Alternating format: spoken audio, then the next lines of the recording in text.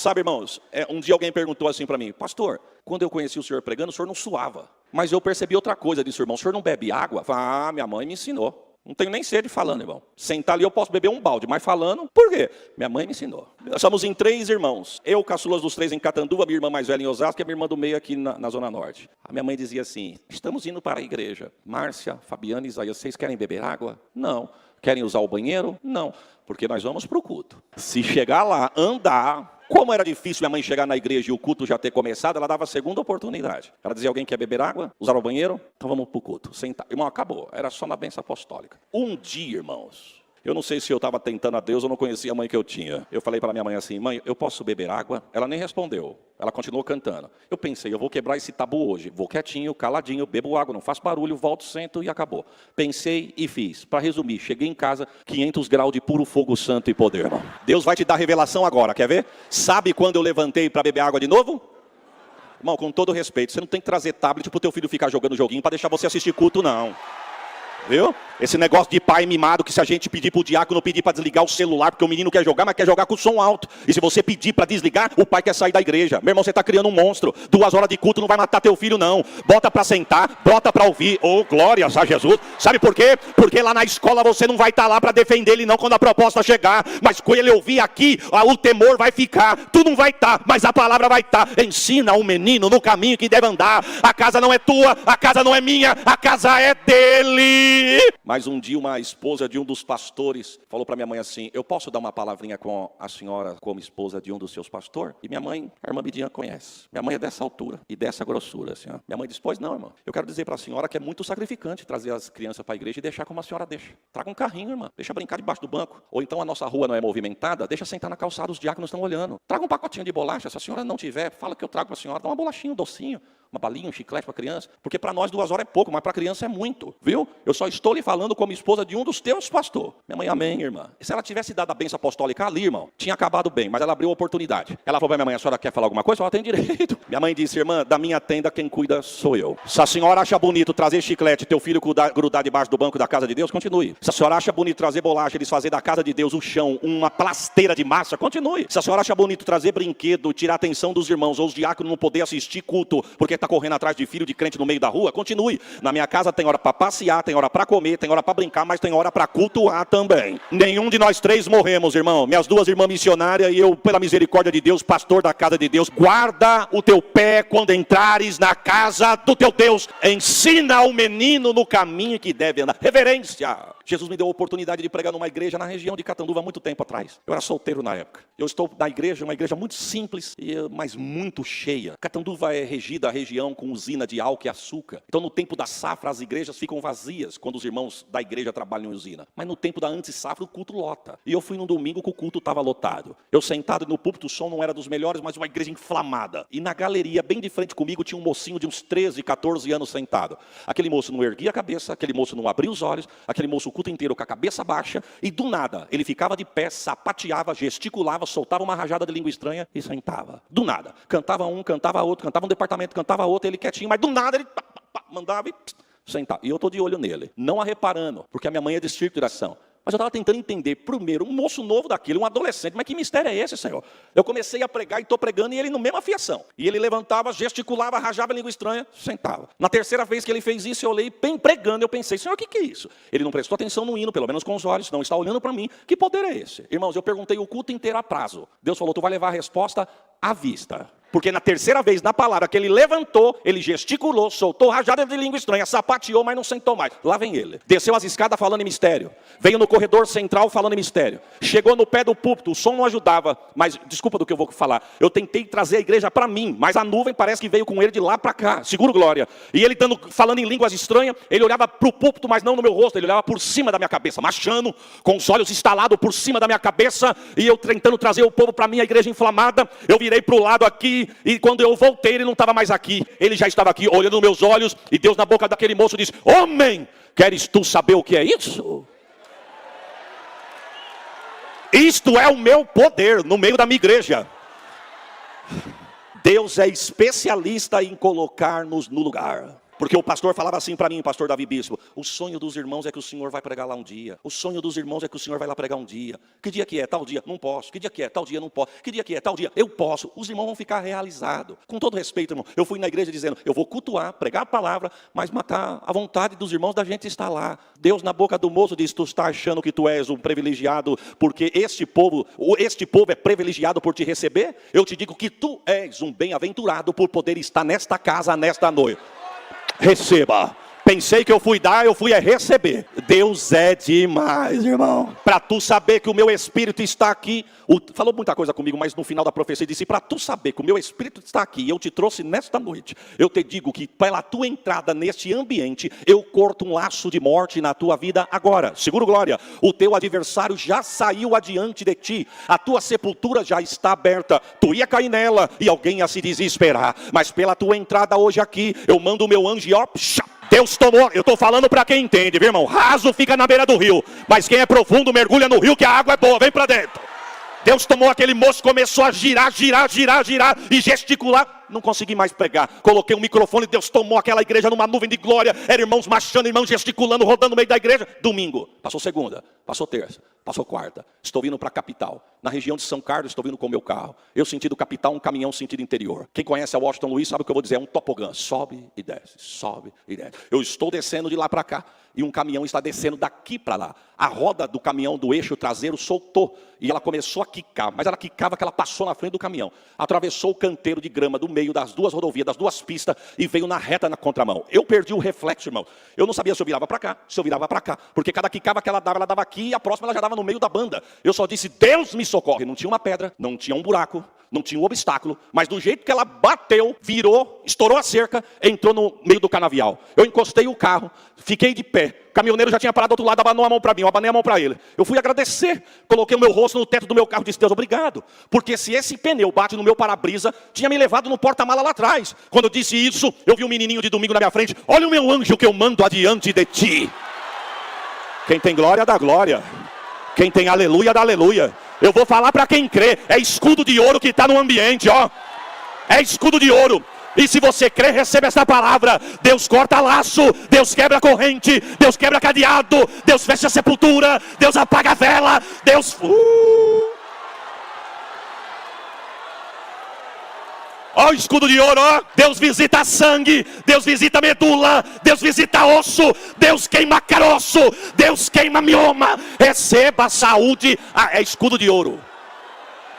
Deus arranca a célula doente, Deus visita estômago, Deus visita esôfago, Deus visita coração, Deus vai na artéria, Deus vai na veia, Deus desentope caminho, Deus reverte quadro clínico. Eu estou profetizando debaixo da autoridade da palavra. Deus vai trocar célula doente, colocar célula sã, porque tem escudo de ouro neste pleno. Receba esta palavra. Ô glória, estou falando para quem crê. Eu não vim aqui agitar as águas não, irmão. As águas já estão agitadas. Mas nós estamos debaixo de um mistério de Deus que o carnal não entende. O carnal não compreende. O carnal diz: está dando um horário, eu estou com fome, eu tenho compromisso. Mas você sabe o que é alguém que está esperando um resultado médico? Você sabe alguém que está esperando um laudo médico? Deus está dizendo: se você quiser pode ir embora que dá tempo. Mas quem quiser mergulhar no rio, Deus manda dizer: eu vou confundir a medicina. Eu vou confundir a medicina.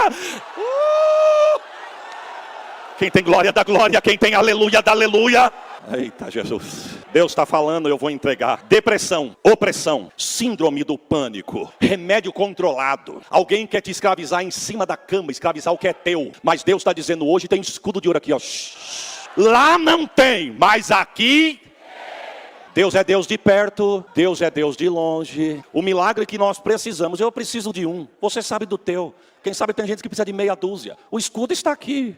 Deus visita a tua cidade, Deus visita o teu estado, Deus visita a congregação onde você está, Deus desce em reunião que você não foi convidado, mas o poder de Deus chega lá. Eu vou fechar a boca de alguém que tem tocado no teu ministério, diz Deus para alguém aqui. Tu sabe, viste tu que o olhar não bate? Viste tu que não tem comunhão para olhar no teu olho?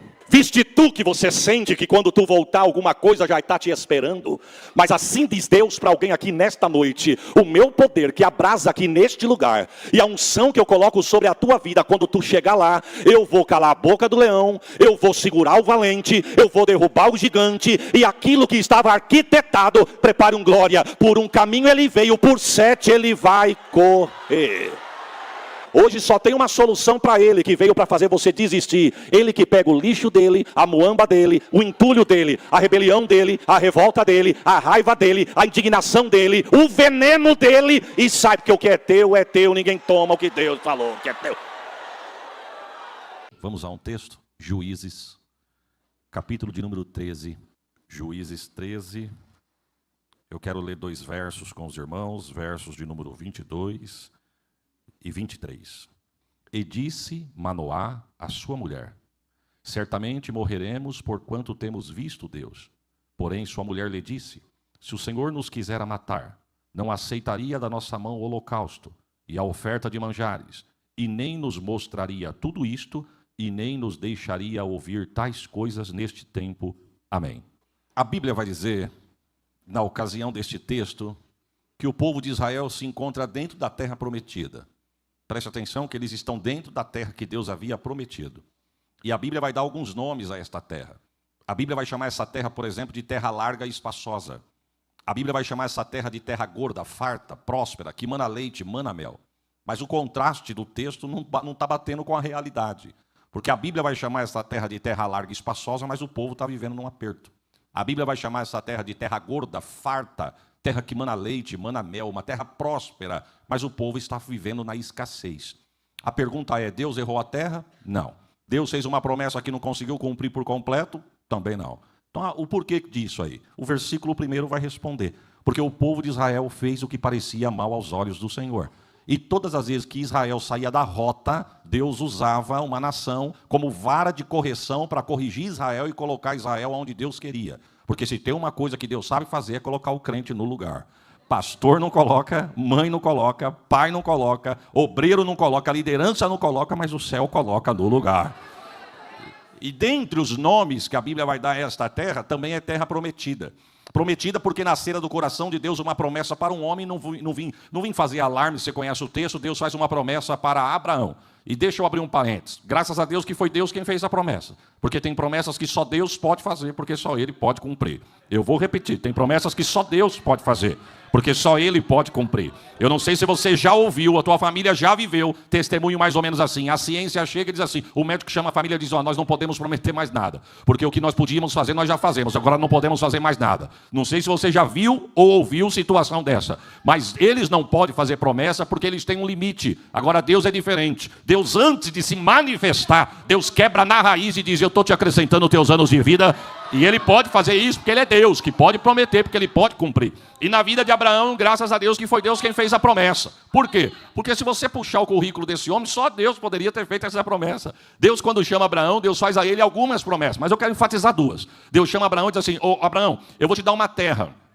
Essa terra não vai ser terra de descanso, nem para fazer área de lazer, não. Eu vou te dar uma terra porque eu vou fazer a tua semente crescer e se tornar poderosa. A tua semente se tornará uma nação. Agora vem comigo. Deus promete para ele uma terra para pôr um povo. Deus está dizendo: eu vou te dar uma escritura lavrada do céu, porque quando a tua semente crescer, eu não vou deixar eles perdidos a ermo, porque eu vou fazer a tua geração se tornar uma nação poderosa. Só Deus poderia ter feito essa promessa. Por quê? Porque se você for lá no capítulo 12 do livro de Gênesis, a Bíblia vai dizer que Abraão tem 75 anos quando Deus chama ele. O obreiro com 75 anos não está pensando em mudar de casa. O obreiro com 75 anos não está pensando em sair de perto da família. O obreiro com 75 anos não está pensando em ser pai. O obreiro com 75 anos, eu quero crer que não está projetando muita coisa para o futuro. E detalhe, além de Deus falar para ele: eu vou te dar um filho, no capítulo 11, verso 30, a Bíblia diz que ele é casado com uma mulher estéril. Só Deus poderia ter feito essa promessa. Deus está falando para um homem já senhor, marido de uma mulher estéril, dizendo: eu vou te dar um filho. Só que Deus não perguntou se ele queria ou não. Deus não perguntou se a mulher dele poderia gerar ou não. Deus chega chegando. Deus chega na tenda de Abraão e diz assim: ó, sai da casa do teu pai, do meio da tua parentela, e vem comigo para uma terra que eu vou te mostrar. Aonde fica a terra? Vem comigo que eu vou te mostrar. O que tem na terra? Vem comigo que eu vou te mostrar. Para que banda que é a terra? Caminha comigo que eu vou te mostrar. Não tinha GPS, não tinha Waze, não tinha Google Maps, mas tinha a voz de Deus dizendo: vem comigo que eu vou te mostrar. Esse homem sai da casa do pai e ele começa a caminhar. E ele começa a caminhar com Deus. E a Bíblia diz que no capítulo 12, ele sai da tenda e ele leva alguém. Ele leva Ló. Deixa eu abrir um parênteses aqui. Já que é para consertar o altar, eu preciso dar uma pincelada nisso aqui. Deus não quis Ló com Abraão. A pergunta é, por quê, pastor? Não sei. Só sei que Deus não quis. E por que Deus não quis? Também não sei. Detalhe, Ló começou a ser abençoado só de andar com Abraão. Porque o ditado é claro, tu me diga com quem tu andas, que eu te digo quem tu és. É que nem, se você andar com fofoqueiro, tu pode não ser fofoqueiro, mas tu vai aprender a fofocar. Se você andar com murmurador, tu pode não ser murmurador, mas vai aprender a murmurar. Senta do lado de quem não para beber água, que tu vai ver se não te dá sede. Senta do lado de quem fica navegando em rede social, que tu vai querer navegar. Mas senta do lado de quem tem um glória para dar, que ó. Não, se eu fosse você, eu dava um glória melhor do que esse que você deu. Ô glória, me diga com quem tu andas, que eu te digo quem tu és. Ló andando com Abraão, as bênçãos de Deus na vida de Abraão começou a respingar em Ló. Porque a unção pega, viu, irmão? A unção pega. Se você sentar do lado de quem conversa, tu vai querer conversar. Se você sentar do lado de quem se distrai, vai te distrair. Mas eu não sei, acontece isso, eu tenho certeza. Não tem aqueles dias que você vai para a igreja e diz assim, Senhor, eu estou indo para a tua casa, mas pela tua misericórdia, me ajuda. Porque eu estou tão cansado que se o Senhor não der um culto alegre, é perigoso eu dormir no culto. Deus está falando. Deixa eu te dar uma notícia. Quando você chegar na igreja assim, eu vou te dar uma receita. Procura 2 irmãos canela de fogo, pede licença e senta no meio. Ó. Prepare um glória. Tu vai tomar um aleluia da direita, um glória da esquerda, a glória e aleluia vai pegar e... Ó. Eu tô alegre aqui, irmãos. Mas vamos para frente por causa do horário. O texto vai dizer que Deus não quis. E Deus criou uma situação. A Bíblia diz que os pastores de Ló começaram a discutir com Abraão. Não vou perder tempo nisso aqui, porque o horário não permite. Aí o texto vai dizer que Abraão chama Ló e diz assim, olha, escolhe para onde tu quer ir. Se tu subir, eu desço. Tu descer, eu subo. Se tu for para o norte, eu vou para o sul. Se tu for para o sul, eu vou para o norte. Só sei de uma coisa, para onde tu for, eu vou contrário. Ele perdeu a oportunidade de ser mais abençoado. E a Bíblia não vai dizer, mas ela me dá liberdade para pensar. Por que Deus não quis Ló com Abraão? Eu acredito em 2 coisas, irmão. Primeiro, que Ló foi egoísta. Ló perdeu a oportunidade de ser mais abençoado do que ele já era. Ele só foi abençoado porque andou com o tio, mas não respeitou o tio. Ele poderia ter dito, não, tio, escolhe o senhor o lugar que o senhor quer ir. Eu só tenho uma coisa, eu vou dobrar o joelho no teu pé, tu coloca a mão na minha cabeça, me abençoe e me despede. Para onde tu me mandar, eu vou. Ele ia prosperar. Mas não, ele olhou para as planícies de Sodoma e Gomorra. Ele foi por vista. Ele olhou que tinha pastos verdejantes e árvores frondosas. Ele falou, é para lá que eu vou. E teu tio que está velho, meu tio que se vire. Eu vou para lá, meu tio que se ache. Então, uma das coisas que Deus não quis Ló com Abraão, porque Ló foi egoísta. E segundo, andou por vista. E Deus chamou Abraão para andar por fé. E quem anda por fé não combina com quem anda por vista. Quem anda por vista diz assim, hoje eu não vou no culto. Por quê? Com uma chuva dessa não vai ninguém. Quebrou a cara. Olha a igreja como é que está aí, ó. Alabachorri, calavamai. Herbert, a Bíblia diz que Ló levanta o acampamento e sai. Quando ele se distancia de Abraão, Abraão levanta também, Deus chega. Você está indo aonde, Abraão? Eu estou procurando a terra que tu me prometeu. Ah, não, a terra é aqui. Não, mas aqui não tem nada, mas é aqui. Aqui é deserto, mas é aqui. Eu tenho gado e não tem água, mas é aqui. Não tem pasto, mas é aqui. Mas o meu sobrinho foi para um lugar melhor. A promessa está com ele ou está contigo? Não, o Senhor prometeu, foi para mim. Então se a promessa está contigo, Abraão, desce a enxada na terra que eu vou fazer brotar água nesse teu deserto. Eita Jesus. Vai, vamos rápido. Irmãos, levou mais de 600 anos de Ur dos Caldeus até chegar na terra prometida. Eu tenho 50 minutos para fazer essa viagem com os irmãos, nós vamos chegar lá. Deus tira Abraão, para Abraão Deus dá Isaac, para Isaac Deus dá Jacó, para Jacó dá 12 filhos, dentre os 12 dá José, que é vendido pelos irmãos e desce no Egito como escravo, mas Deus tira ele de baixo, coloca ele por cima, Deus tira ele de baixo, coloca ele por cima, Deus tira ele de... Levanta a mão, segura no alto e prepare um glória. O que é teu, não tem invejoso que vai tomar o que Deus falou que é teu.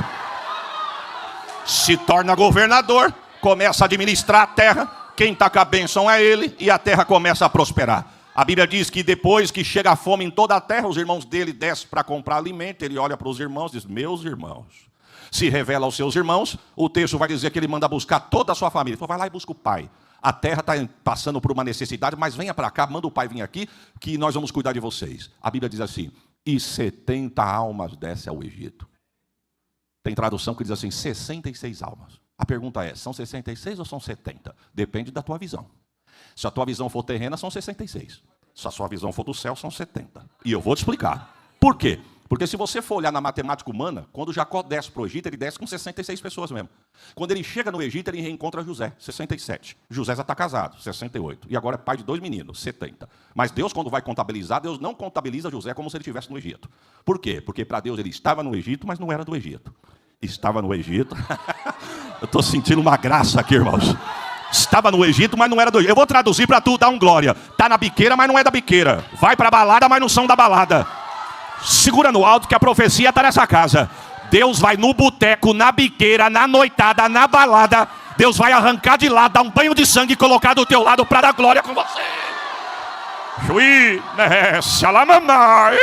Quem tem glória dá glória. Quem tem aleluia dá aleluia. Porque a bênção da salvação vai alcançar a casa de alguém hoje aqui. Vai. Vamos para frente por causa do horário. Oh, glória. Chega no Egito. O faraó começa a oprimir o povo crescer. 400 anos. Você conhece o texto, irmão? Quantos anos? Quantos anos? Meu Deus, que moleza, irmão. Parece que foi os irmãos que andou 5 horas para chegar aqui. Quantos anos? Chegaram. 400 anos. De 70 crentes passa-se de 2 milhões.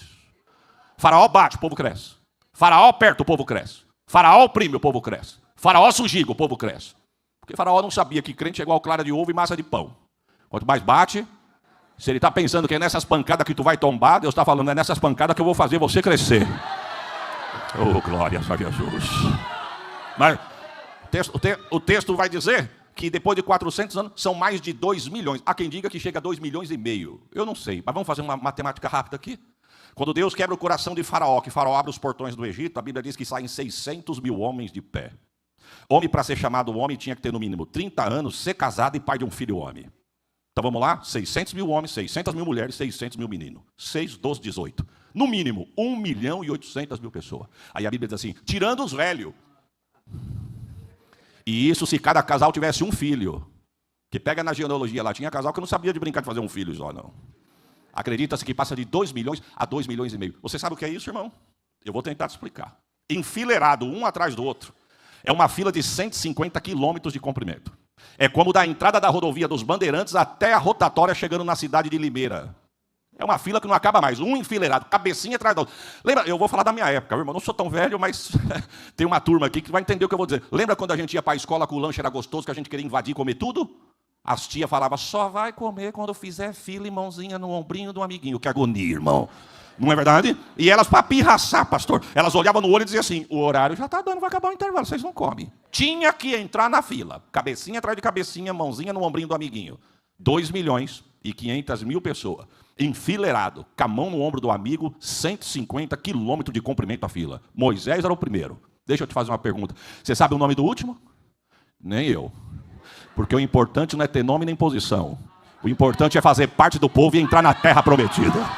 O senhor sabe, varão, tem gente que briga por posição.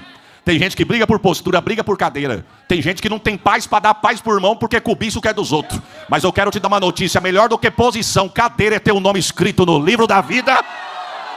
Eu mesmo doendo, eu dava um glória melhor do que esse que você deu. Porque o que eu estou falando aqui não é nada de diferente, viu, irmão? Igreja só muda de endereço, mas é a mesma coisa. Você já percebeu que as maiores disputas no reino é por cargo que estão ocupados? Você já viu alguém brigar para falar, não, deixa eu chegar cedo hoje que eu quero passar pano no chão da igreja? Já viu alguém brigar por isso? Já viu alguém dizer, se alguém não deixar eu lavar o banheiro essa semana, vai arrumar briga comigo? Você já viu? Mas tem gente que não se tolera por causa de cargo. Está mais firmado no cargo do que no Calvário. Você quer saber se é da igreja? Tira ele do cargo. Aí você vai saber se ele está firme com Jesus ou está firme na posição. Fica no lugar que Deus te colocou, na posição que Deus te colocou. Quem mandou me convidar? Não é para colocar o altar em ordem? Então vamos começar colocando o altar em ordem. Mas vamos para frente, vamos para frente. Deus vai falar com Moisés lá nas pailagens do Sinai. Volta aqui, não conversa não. Deus vai falar com Moisés lá nas pailagens do Sinai. Moisés está tomando conta das ovelhas do sogro. E a Bíblia diz, pastor Carlos, que quando ele olhou, ele viu a sarça pegando fogo. Ele disse, mas que visão é essa? Que visão, irmão? Quando você vai estudar, deixa eu te fazer uma pergunta. O que é sarça? Você sabe? É um pedaço de arbusto insignificante. Ninguém nem sabe como que é a sarça. Só sabemos que é um pedaço de arbusto insignificante. É tão insignificante que antes do texto relatar que o fogo acendeu nela, nunca ninguém falou de sarça. A sarça só entra na história depois que o fogo acendeu. Porque tem gente que quer ser tanta coisa, mas se não tiver o fogo, não é nada. Por isso que o altar tem que estar consertado. Eu estou sentindo Deus aqui. Oh, glória. Mas vamos para frente. Por que ele disse que visão é essa? Porque, segundo os comentaristas, era comum a sarça pegar fogo. O calor era tão grande do deserto que vira e mexe uma... pegando fogo.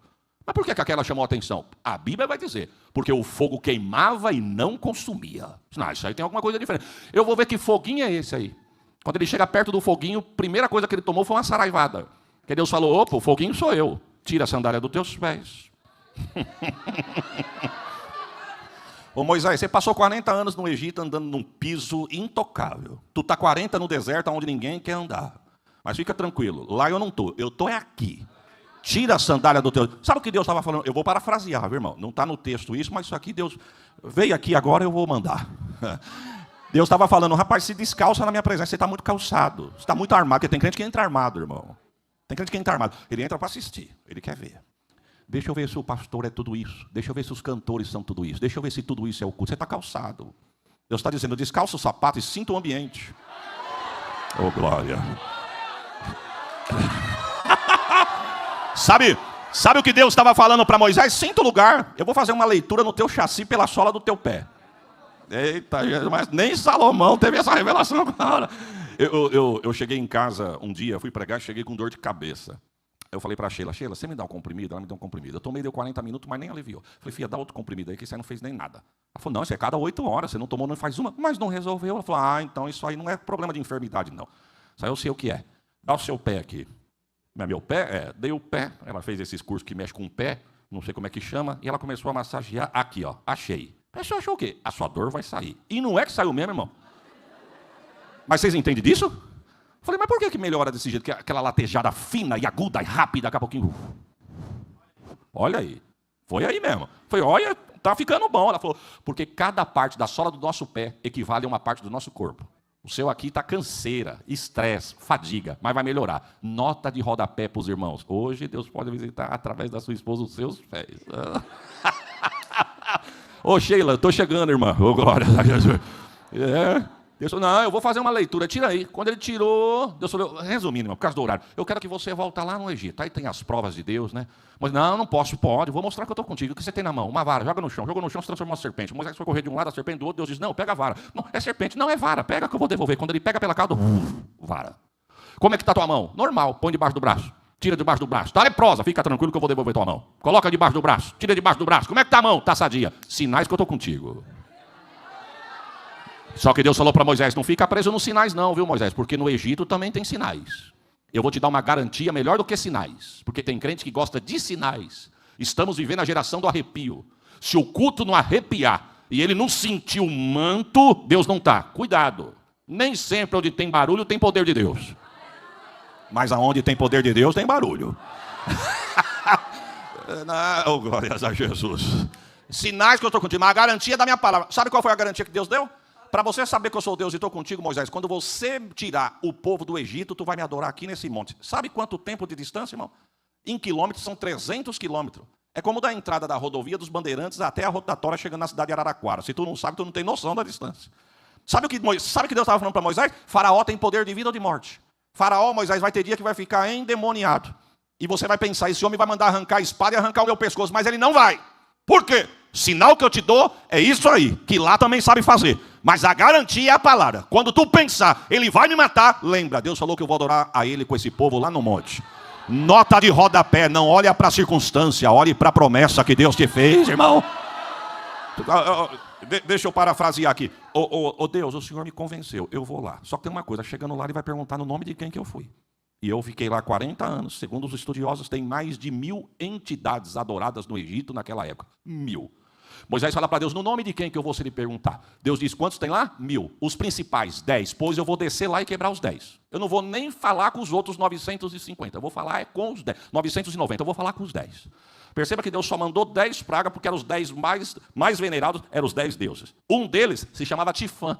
Segundo os estudiosos, Tifã segundo eles, protegia o Egito contra a praga de piolho. Deus falou para Moisés, eu vou mandar tanto piolho, mas tanto piolho, que até a estátua de Tifã vai ficar piolenta. Porque Deus, quando quer, ele desce no território do inimigo para mostrar que é Deus. Eita! Não, eu dava um glória por esta palavra.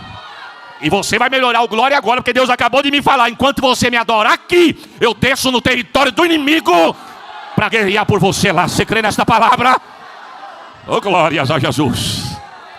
Alava, chora, alamamai. Oh, glórias a Deus. Mas vamos para frente. Você quer saber o meu nome? Se ele perguntar o meu nome, diga que o eu sou te mandou. Só isso? Só eu sou? Você achou pouco? Se perguntar o nome, é eu sou. Se perguntar nome com sobrenome, é eu sou o que sou. Isso é Deus, irmão. Com um pedaço de vara. Com um pedaço de... Ele volta no Egito e quebra os 10 principais deuses do Egito. Ele volta no Egito e quebra o coração de Faraó. Com um pedaço de vara, os portões são abertos. Com um pedaço de vara, mais de 2 milhões de pessoas saem. Se você ler o texto, dá a entender que foi minutos para chegar lá. Mas a história vai dizer que foram 6 dias, 6 noites até chegar diante do Mar Vermelho.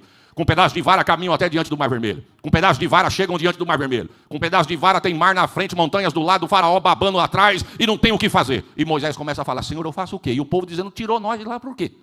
Se um crente murmurador dá trabalho, e 2,5 milhões murmurando, irmão. E o povo não estava errado não, porque o povo dizia o seguinte, porque se fosse para morrer, pelo menos lá tem sepultura, aqui nós vamos ficar a céu aberto.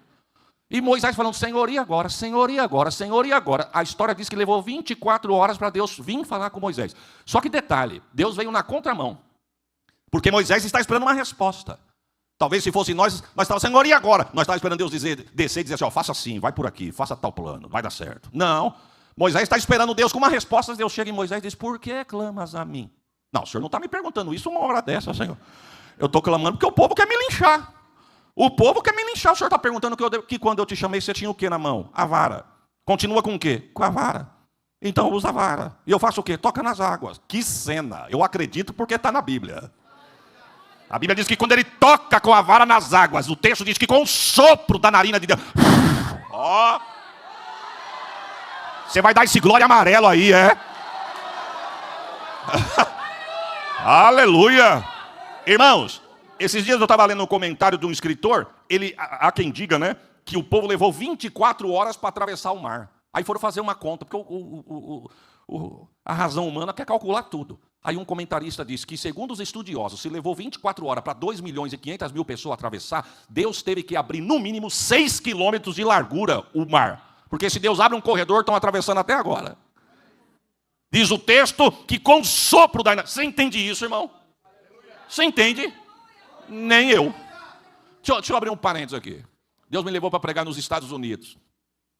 Aí quando eu estou voltando para o Brasil, que eu saí da cidade onde eu fui para chegar em Miami, eu estou no carro do pastor, vou falar um palavreado interiorano, irmão. O carro intergaláctico. O asfalto, quem vai lá sabe o que eu estou falando. O asfalto impecável. Quem gosta de carro não sabe se olha para a rodovia ou se olha para o painel do carro. Estamos atravessando uma ponte em cima de um braço do mar. 7 quilômetros de ponte. Coisa, a cena linda, paisagem, e o carro. Olha para fora, olha para dentro. Olha para fora, olha para dentro. Mas de repente o carro começou... Falei, o pneu dos pastores está furado. Mas é até chato eu falar que um pneu de um carro desse fura. A pessoa fala, pastor, seu pneu furou. O meu é um Fusca e não fura, o seu é um desse fura. Eu fiquei sem graça. Engraçado que eu falei de Fusca, só a irmã lá da terceira idade que bateu palma. O que vocês têm contra a Fusca, irmão? Mas vamos para frente. Aí, mas balançando, eu não aguentei. Falei, pastor, desculpa da pergunta, é impressão minha ou o pneu do senhor está furado? Ele falou, não, é porque está ventando bastante, pastor, a ponte está balançando. O sangue de Jesus tem poder. A ponte balançando desse jeito, pastor? Sim. Pastor, não, nós vamos chegar lá, fique em paz. É a engenharia da América, pastor. Se a engenharia da América fosse igual ao do Brasil, nos tufão não ficava pedra sobre pedra. Meu Deus, mas balança demais, balança. É porque o senhor não viu o último tufão que enfrentamos aqui. O olho do furacão chegou ao vento de 180 km por hora. Ele disse, nós atravessamos essa ponte e vamos para a próxima cidade que nós vamos sair ali na frente. A gente olhava de lá, pastor, para cá, a cauda do furacão pegava na ponta da ponte que ficou para trás, balançava que nem uma folha de papel. Eu falei, pastor, não consigo nem calcular o que é um vento de 180 km por hora.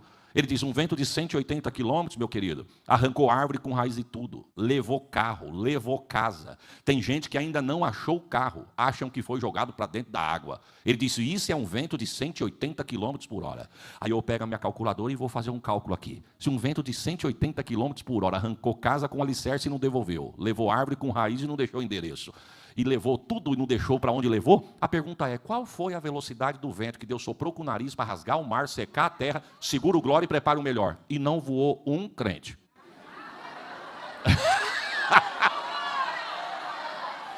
Não, prepara um glória melhor, porque vento que Deus manda não arranca o que está do lugar. Vento de Deus pega o que está fora do lugar e coloca no lugar. Deus vai colocar o que está fora do lugar no lugar. Você pode dar um glória melhor do que esse? Está soprando? É Deus dizendo, eu estou no controle. O que está fora do lugar eu vou colocar no lugar. Alabachou. Só. O povo passa. Faraó, irmão, não quis nem saber quem abriu o caminho. Faraó estava tão cego que Faraó coloca todo mundo para dentro do mar e vamos para dentro. O que me chama a atenção é que a Bíblia diz que Deus soltou as rodas do carro de Faraó no meio do mar. Você entende isso, irmão? Pega o texto quando tu chegar na tua casa. Deus soltou as rodas dos carros de Faraó. O céu tem chave de roda. Quando chega do lado de lá, Moisés olhou, Deus disse, toca de novo. Tocou, o mar. Miriam disse, eu posso cantar um hino? Oh. Eu quero cantar um hino. Eu não sei o ritmo, mas eu sei a letra e o instrumento. Ela pega o pandeiro e começa a cantar. Bem-aventurado não. Eu te louvo, Senhor, porque o Senhor afogou Faraó e os seus carros no meio do mar. Porque só o Senhor é Deus.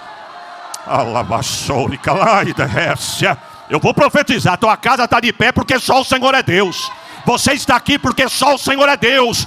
Prepare um glória melhor. Hoje o gigante cai na tua casa porque só o Senhor é Deus. Quando chega, volta aqui por causa do horário. Quando chega do lado de lá, num determinado momento, Deus chama Moisés para subir no Monte Nebo. Deus me deu a oportunidade 2 vezes de pisar no Monte Nebo.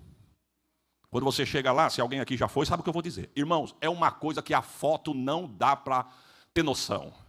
Uma máquina fotográfica não dá noção. Pode ser melhor.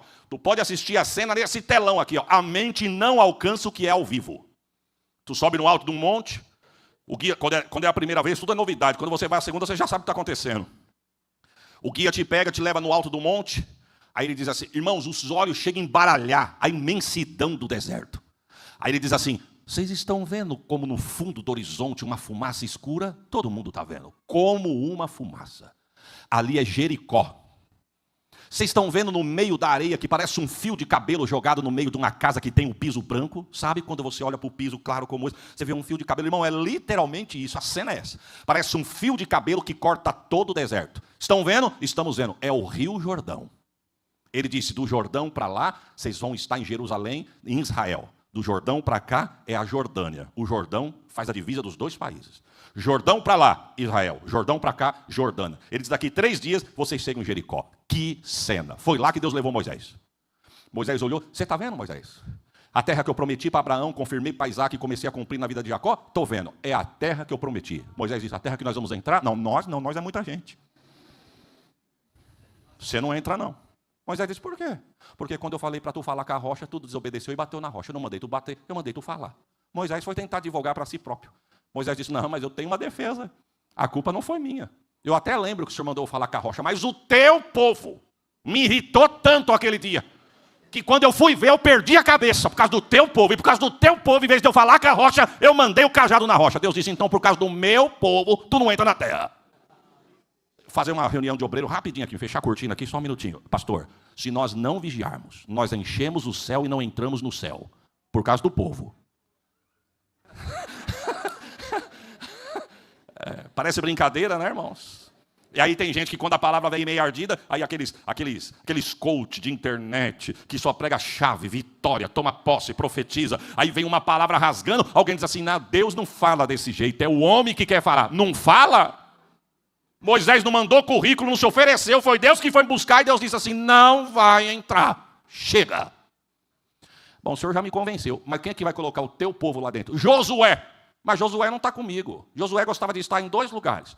Ou na barra do vestido de Moisés, ou dentro da tenda. Como Deus chamou Moisés aquele dia para subir sozinho, Josué está na tenda. Moisés disse, mas Josué não sabe. Posso descer para avisar? Não. E quem vai avisar? Eu. Sei a cor da lona da tenda dele. Irmão, não precisa vir de terno reluzente para o pastor te enxergar. O que é teu, Deus manda te buscar na porta da tua casa lá. Vitória que Deus prometeu para você, ninguém vai segurar. O que é teu, vai chegar na tua mão. Morreu. Irmão, eu não sei o que Josué estava fazendo dentro da tenda. Mas eu deduzo. Quem sabe Josué estava assim. O que Moisés vai descer dizendo? Quais as ordens de Deus? O que Deus falou dessa vez? O que nós vamos ter que fazer? Qual que é a próxima ordenança? Qual que é o próximo passo? Ele esperando Moisés chegar a Deus. Já parou? Não tocou campainha. Não bateu palma.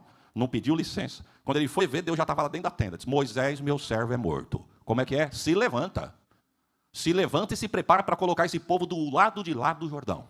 Por quê? Porque como eu fui com Moisés, eu serei contigo. Moisés morreu. E a vara? Guardei também. Por quê? Para você não pegar emprestado. Ele eu usei na vara, você na espada. Ministério é ministério. Ninguém é papagaio de congresso aqui, meu irmão. Não queira ficar imitando o mistério de ninguém, não. O que é teu, o que é dele, o que é meu, e deixa Deus ser glorificado. Para cada um, Deus dá uma porção. Não é pregador de internet que fica imitando ninguém, não. Que a porção tua é tua. Essa porção que Deus te deu, vai com a ferramenta que Deus te deu. Josué sai na tenda e diz, santificai-vos hoje. Você se assustou? Está distraído aí. Por quê? Porque amanhã haverá maravilha no meio de vós. Me ajuda aqui, irmão. Para ter maravilhas amanhã tem que ter santidade? Santidade? Aperta o cinto aí. É rapidinho. Eu quero voltar aqui, Jesus. Parece que as coisas mudaram nesses últimos dias, né, irmãos? Eu tenho 47 anos de vida. Não sei se eu sou velho, se eu sou novo. Mas eu vi muita coisa. Eu nasci na igreja. Eu vi Jesus curar um homem através de um abraço do pregador daquela noite. O homem estava pura ferida, meloso, não sei se pomado ou algum líquido. Aonde ele sentou ficou uma lacuna. Eu nunca mais vou me esquecer dessa cena. Eu tinha uns 8 anos. Foi no Brasil para Cristo, saudoso pastor Manuel de Melo, fundador do Brasil para Cristo. Eu me lembro como se fosse hoje a mensagem, a fé que remove montanhas. Ele pregando, arrancou o terno, colocou do lado, desceu, abraçou, orelha com orelha, rosto com rosto, peito com peito, se lambuzou, soltou, voltou, pegou o lenço, se limpou e continuou a pregar. Com 30 dias saiu na rádio, que eles tinham um programa na rádio. Jesus curou um leproso através do abraço do servo de Deus. A pergunta é, Deus mudou, irmãos? E por que não acontece mais essas coisas? Seguro glória, é rapidinho. Por que não acontece? O canceroso tinha que entrar nos nossos cultos e ser curado. O leproso tinha que entrar e ser curado. O enfermo tinha que entrar e sair da quição. E se Deus não quiser, é outra coisa. Mas se Deus quiser, por que não acontece mais? Eu vou te falar. Porque está faltando santidade. É para consertar o altar. Não tem mais nem batismo com o Espírito Santo, irmãos. Parece que tem que vir um pregador de fora para poder ser batizado. Eu vou dar uma notícia. Jesus batiza em culto no lar. Jesus batiza em culto ao ar livre. Jesus batiza na noite da oração. Deus não mudou. Quem mudou fomos nós. Nós mudamos. Eu vou abrir um parênteses aqui, com todo respeito, viu, pastor? Por favor. Não estou doutrinando ninguém. Eu vim aqui falar uma experiência que Deus deu para nós lá em Catanduva. Lá. Novembro agora vão fazer 12 anos que nós chegamos naquela cidade. Mas com 1 ano e meio que nós estávamos lá, irmão. Pouquinha gente. Quando eu estou no final, dando os avisos, no meio do culto, Deus falou no meu coração, pastor Anderson. Coloque essa igreja essa semana num propósito. Aí eu pensei. Falei, Senhor, o quê? Orar de madrugada, vir na igreja, uma campanha de oração. O quê? E cessou. Quando eu estou dando os avisos, que eu falei, fica de pé, vamos orar. Que nós começamos a orar, o Espírito de Deus falou comigo, fala para a igreja essa semana não ligar aparelho de TV. Consagrar a vida para mim descer nessa casa. Eu falei, não, isso aí não, Jesus. Isso aí não. Mas por quê, pastor? Eu vou falar o que eu pensei de verdade, irmãos. Deus está aqui. Falei, Senhor, nós chegamos com o ministério agora. Se começar com essas coisas, já não tem gente, o povo vai embora.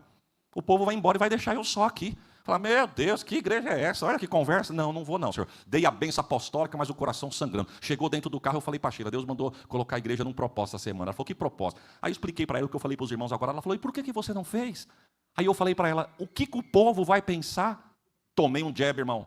Ela falou, o povo é o povo. É melhor o povo pensar mal do que você ficar sem Deus. Desculpa, irmã. Ó, receba. Passei uma agonia aquela semana. Domingo seguinte, eu já queria começar o culto com a bênção apostólica, já para entrar no propósito. No final, eu falei assim para os irmãos, nós ainda com cadeirinha de plástico. Eu falei para os irmãos, a semana passada Deus mandou entrar num propósito, eu desobedeci a voz de Deus, não tive coragem, mas hoje eu vou fazer.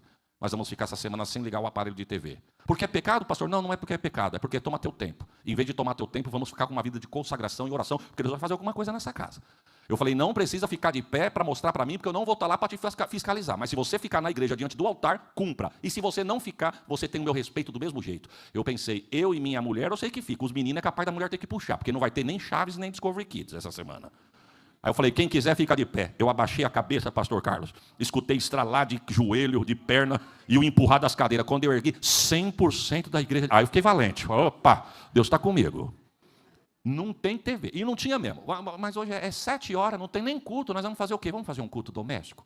Pronto, a tua mãe canta 2 hinos, a Sara lê um texto, você ora e eu abençoo a minha casa. Na minha casa foi assim, quinta-feira entrou um casal e uma senhora na igreja. A igreja desse tamanho, entraram, sentaram no cantinho, percebi que era visitante, a moça me mandou um bilhete desse tamanho aqui, ó, literalmente, e estava escrito assim, pastor, eu vim nessa noite receber uma oração, eu não sou evangélica, mas amanhã às 6 da manhã eu me interno no hospital, eu estou com os 2 seios inchados e tomados de caroço, e um dos meus seios estão vazando. Ela escreveu com essas palavras, eu não tive coragem de ler para não expor a moça. Ela colocou assim, os meus 2 seios estão vermelhos, inflamados e um vazando e os 2 tomados de caroço. Amanhã às 6 horas eu entro no hospital para fazer coletagem para ir para a biópsia, mas o médico disse que não é um bom sinal. Só vai ter confirmação para começar um tratamento. Por favor, ore por mim, colocou uma interrogação. Irmãos, eu senti uma graça. Senti uma graça. Eu falei, quem que é a irmã fulana? Ela ficou de pé. Eu falei, irmãos, amanhã ela vai se internar para fazer um exame. Ela vem na igreja pedir oração. Vem cá. Quando ela veio na frente, eu vi o azeite da unção. Deus falou comigo, porque a minha casa me obedeceu. Pega o azeite e passa na testa dela que eu vou mostrar que eu estou neste lugar. Quer ver milagre de Deus amanhã? Tem que ter santidade hoje. Oh, Jesus. Puxa vida. Isso foi quinta, pastor Herbert. Passou quinta, sexta, sábado, domingo. Domingo ela entra no culto com um envelope laranja. Ela mandou um bilhete do mesmo tamanho, mas menor. Ela disse assim, pastor, eu quero agradecer. Porque sexta-feira, seguro o glória e prepara o melhor. Escute primeiro. Ela disse, 5 horas da manhã eu levantei e fui tomar banho para me internar às 6. Entrando no banheiro, quando eu tirei a minha roupa, que eu olhei pelo espelho, meus seios não estavam vermelhos. Eu olhei no seio, não estava vazando. Eu fiz o exame de toque e não tinha caroço. Eu chamei minha mãe. Falei, mãe, não está vermelho, não tem caroço e parou de vazar. Então eu não vou no médico, não. A mãe disse, não, você vai no médico sim, eles estão esperando. Fomos para o hospital, pastor. Quando eu entrei no centro cirúrgico para fazer a coletagem, quem veio fazer o exame olhou e disse, mas é para colher o quê aqui? Nódulo. Mas não tem nódulo. Não, se eu fosse você, eu dava um glória melhor do que esse que você deu. Oh, glórias a Jesus. Alabaxoure, calamamai, alabaxerguimai. Se você crê, não é amanhã não, hoje, pelo poder da palavra, Deus faz um exame de crente aqui nesta noite. Receba renovo, receba cura, receba milagre da parte de Deus, pela palavra. Glória. Alabaxoure, calamamai. Andesse, anemai, alabaxui. Olha, irmão, e eu não estou pregando contra a TV não, viu? Não vim aqui doutrinar ninguém. Eu estou falando de algo que aconteceu 11 anos atrás. Pregamos tanto que a TV é do diabo, que hoje ela está na mão do diabo mesmo. Porque hoje tem algo pior do que a TV. Está aqui, ó. Eu vou abrir outro parênteses aqui. Eu tenho uma prima minha que mora na cidade de Tambaú. Moça de Deus, profeta. Hoje a filhinha dela está com 12 anos. A filhinha dela era recém-nascida. Recém-nascida. Nós estávamos na casa dela, eu e minha esposa. Aí ela falando para mim, Zá do céu. Ela me chama de Zá, pela afinidade de ser primo.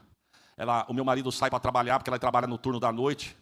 E eu fui dar mamar para minha filha para pôr ela para dormir. Era umas 8 horas da noite, o marido sai às 6 para trabalhar. Ela disse, eu estou dando mamar. Quando eu olhei na mesa do centro da sala, meu celular acendeu uma luz. Eu olhei para o celular, a luz apagou. Ela disse, será que alguém vai ligar? Eu estou falando de uma época que não tinha WhatsApp. Antigamente era SMS, não é assim? Você falava por e-mail. Não tinha YouTube, não tinha essa variedade tanto de sites e redes sociais que temos na palma da mão. Ela disse, daqui a pouquinho, acendeu de novo e apagou.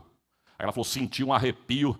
Ela disse, na hora clamei pelo sangue, falei, e ela dando mamar, não ficou com medo não, crente, profeta, mulher de Deus. Ela amamentando a criança, ela arrepiou, ela falou, Senhor, o que está acontecendo? Me dá um sinal. Quando ela olhou para a tela do celular, foi se transformando um redemoinho bem pequenininho. E foi subindo, ganhando uma proporção. E aquela fumaça escura que saiu do centro do celular se transformou em um cavalo grande no meio da sala dela, preto. E o cavalo fungava pelos narizes. Ela amamentando a criança, ela olhou para o cavalo e falou para Deus, Senhor, que cavalo é esse aí?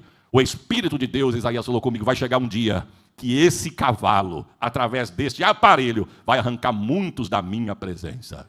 Não estamos vivendo isso, irmão? Só esse ano, em reunião de obreiro, eu vi 2 pastores de prateleira de cima ser excluídos do ministério por causa de adultério na palma da mão. Aí nós subimos no altar e queremos ver fogo. Subimos no altar e queremos ver milagre. Falamos uma coisa e vivemos outra. Quem mandou me convidar, irmãos? Oh, Jesus. Quer ter maravilhas amanhã? Tem que ter santidade. Josué sai da tenda, leva o povo, atravessa o Jordão, chega na terra, dá 6 voltas durante 6 dias. No 7º dia dá a 7ª volta, e ao cabo da 7ª volta do 7º dia, o texto diz que ele clamou, a muralha caiu. Ele clamou, a muralha caiu. Ele clamou. Oh, glória a Deus. Só que tem uma coisa, irmão. Quando você vai olhar esse texto numa narrativa isolada, dá a impressão que todos os inimigos de Israel foram destruídos.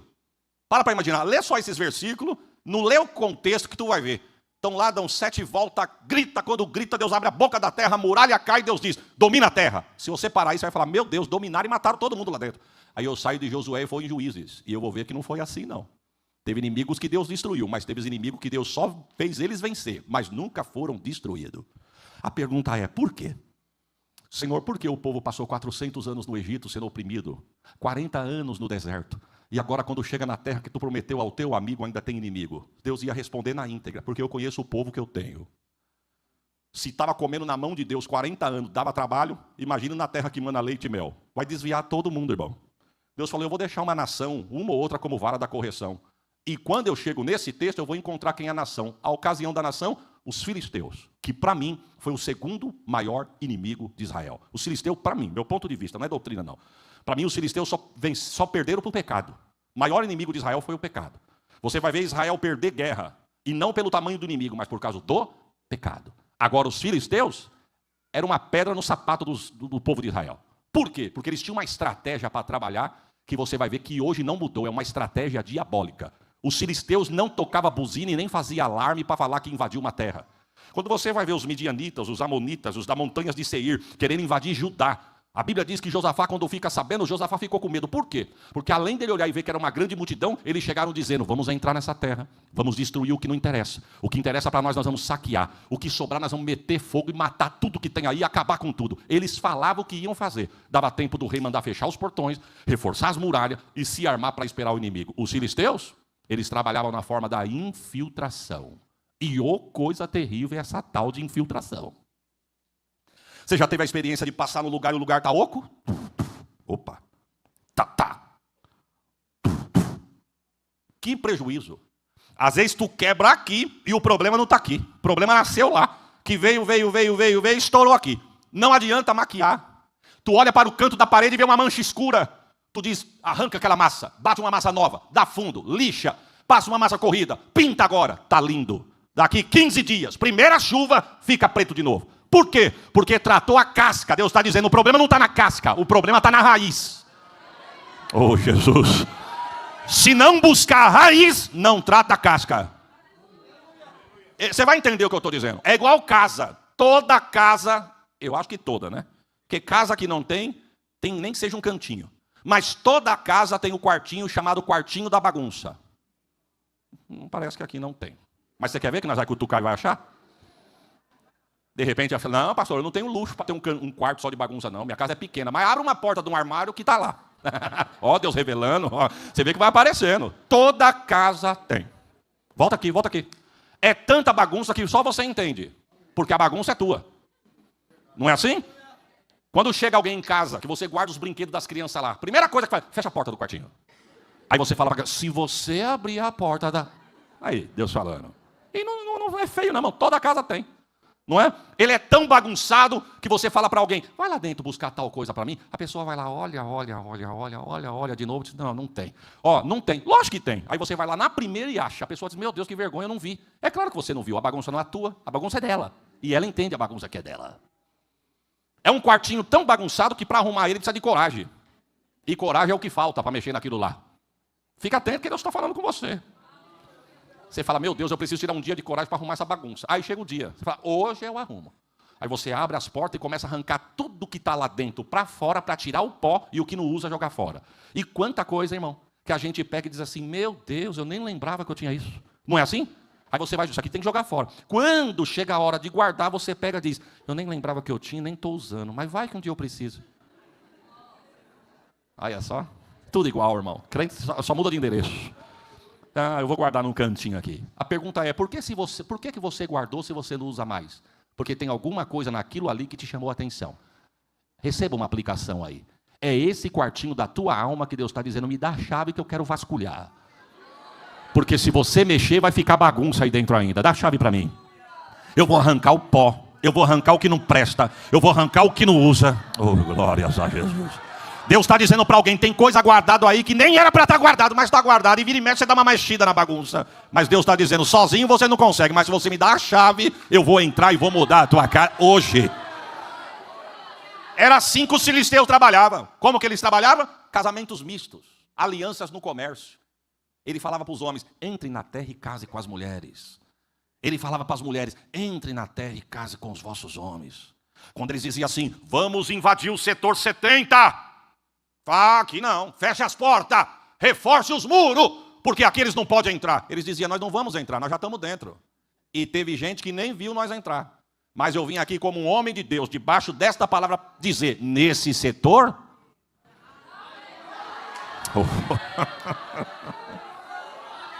Deus está mandando eu liberar uma palavra, eu vou liberar. Hoje a casa dele caiu pelo caminho que ele quer infiltrar. Oração ao contrário, palavra de peso, e não é de gente de fora não, é do reino, que olha e diz, não, não quero, não vai, e vou tentar o contrário. Deus está dizendo, hoje a casa dele caiu. Se preparem para viver um tempo diferente. Oxa, labamai, alabashuine, nebai. Deus está falando nesta casa aqui. Oração de agoreiro, olho contrário de alguém que está de longe, só espiando. Só espiando. Deus está dizendo, enquanto ele espia, o céu trabalha nos bastidores. Eu renovo as tuas forças, eu levanto homens para te ajudar e digo, não temas, eu te escolhi para este tempo, diz o Senhor deste campo. Quem dá glória, quem pode dar um glória melhor do que esse? Ela canta, ela baixou e calamamai. Sui nebaixa, ela vai, ela contenecha. Ela baixui. Ela mamai, ela baixou. Reuniões secretas. Que não foi convidado, mas o nome rola. Tranquilo, Deus vai descer numa mesa e vai desarticular Saul hoje. Eita, Jesus, me ajuda aqui, Jesus. Marai, show, nécia. Alamamai, alabachui, nebai. Alguém tentou, mas o céu disse não. Não, não. Eita, Jesus. Alguém disse assim, não vai passar disso. Não. Estão me esperando por um caminho. Deus foi lá e veio por outro caminho.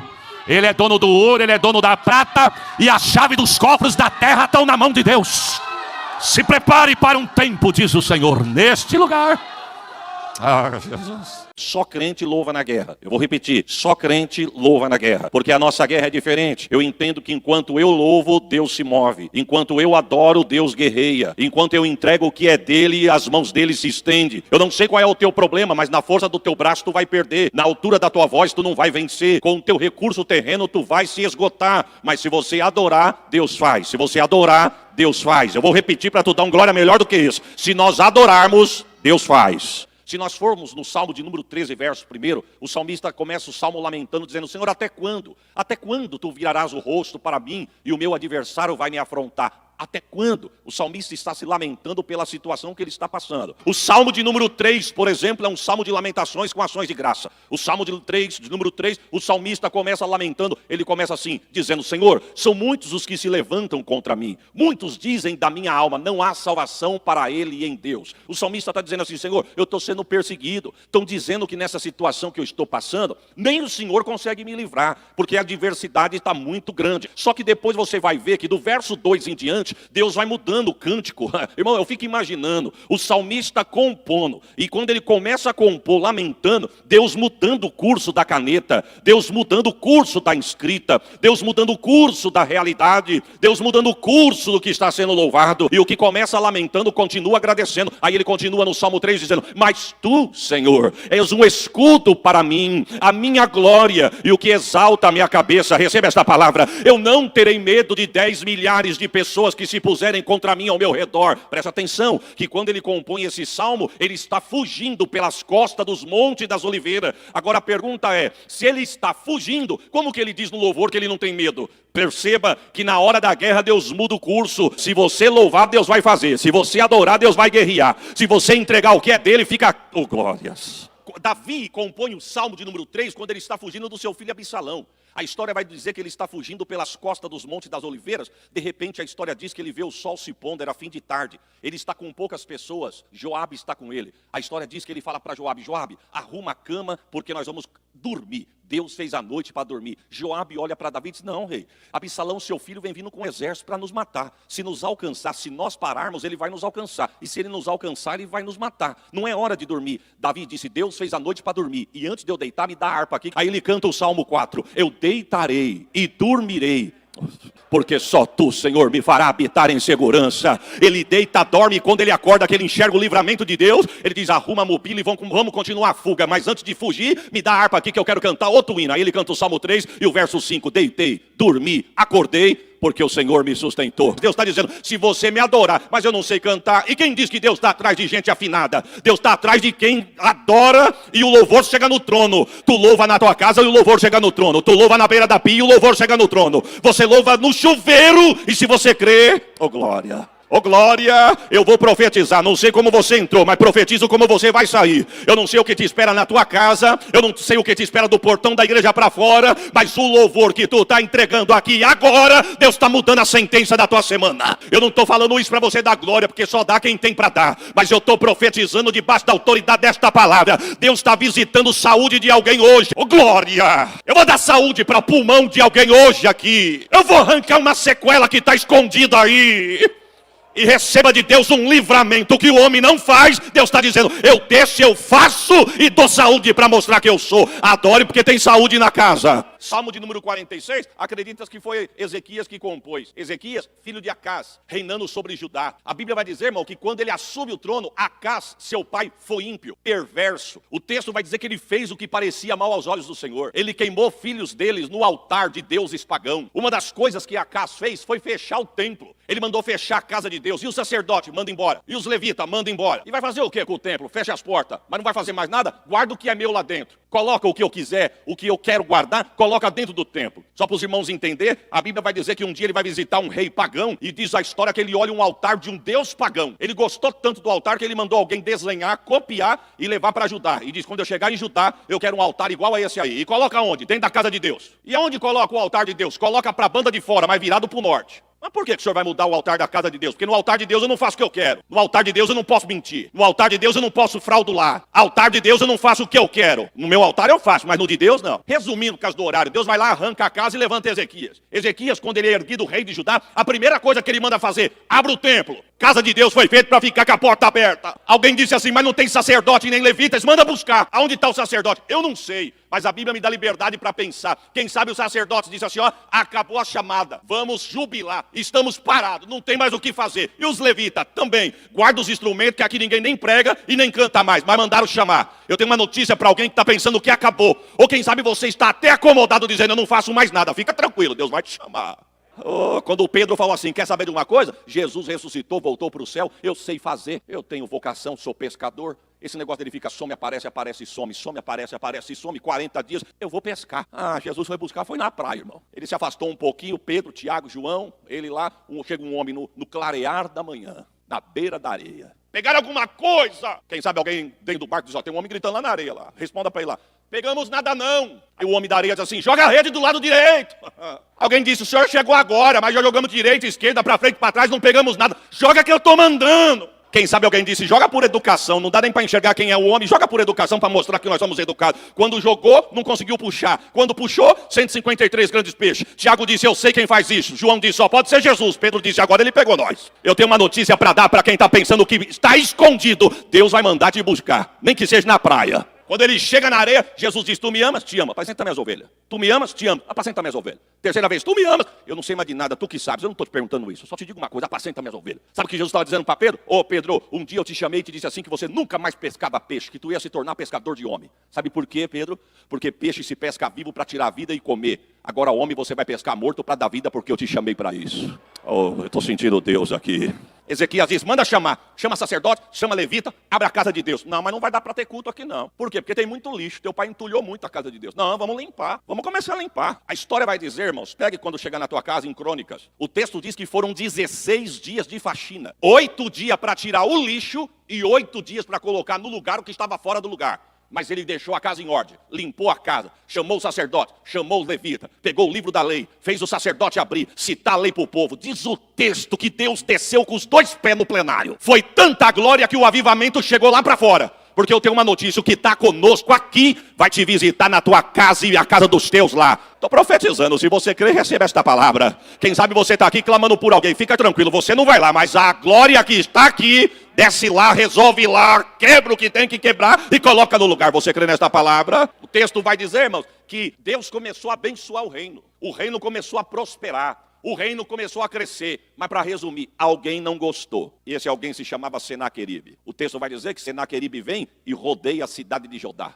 Aí o que me chama a atenção é o seguinte, e viu Ezequias que o rosto de Senaqueribe era de guerra. Tem uma notícia de Deus aqui, irmão. Deus não vai te deixar nem envergonhado, nem confundido. Pode até dar aquele abracinho gelado e 3 tapinhas nas costas, mas Deus vai te revelar o intuito do coração. Eu estou profetizando, engano não vai cobrir você não. Eu estou profetizando, ninguém vai te enganar não. A bênção de Deus é sobre você, receba esta palavra. Pode até chegar pisando manso, mas Deus vai mostrar qual é a intenção do coração. O texto diz, e olhou e viu que o semblante de Senaqueribe era de guerra. E detalhe, Deus não vai te revelar para tu brigar não. A Bíblia vai dizer que quando ele viu que o semblante era de guerra, o texto diz, e ele se antecipou. Deus vai te revelar, não é para ficar com raiva não, é só para você se antecipar. Sabe o que ele fez? Primeira coisa que ele mandou fazer, reforce as muralhas. Segundo, tampe as fontes de água. Senaqueribe não precisa saber das nossas fontes. Por quê? Porque ele pode contaminar as fontes e fazer mal para o povo. Ele não chega nem perto. Mas se ele contaminar a fonte, a ponta lá vai ser contaminada. Ele não precisa saber das nossas fontes. Irmão, Deus está dizendo para alguém aqui, não revela tuas fontes não.